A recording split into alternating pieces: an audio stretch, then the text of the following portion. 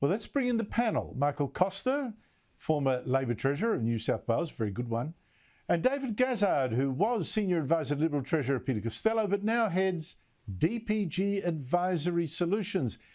Now, Michael, there's so much happening back here. I want to get on to that in a second, but let us start with the Trump case. This smells to high heaven. Oh, I don't think there's any doubt about this, and it may well be the greatest own goal that the Democrats have ever had.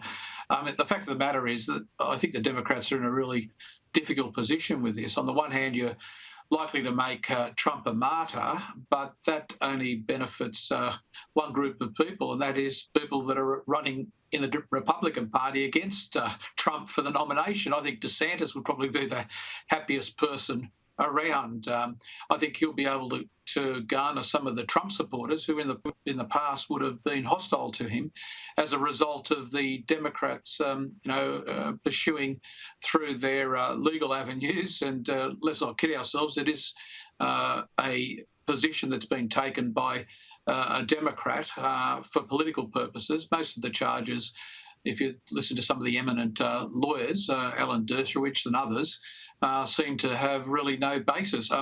That's not to say that he's acted morally. I don't think anybody would argue that he's acted morally, but the question is whether they're weaponising the law, and it appears like they are. So I think the Republicans quietly would be happy with this.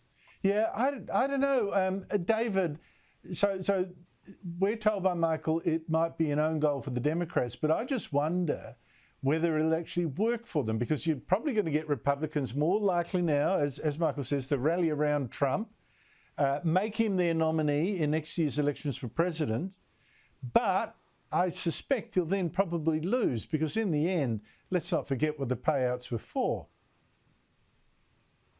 Yeah, there's two sides to this, and I've seen speculation that President Biden would be more likely to seek a second term if he were up against Donald Trump.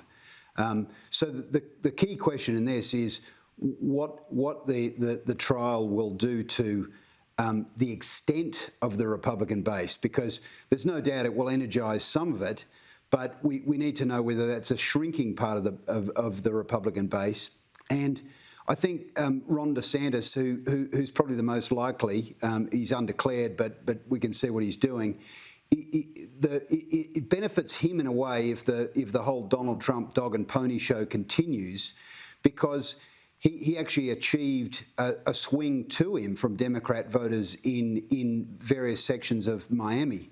So there's a case for him to let all this run and then say, well, look, let's put all this in the past. You can still vote for Republican, and you can ignore all the fracas that continues to surround, the divisive fracas that continues to surround Donald Trump.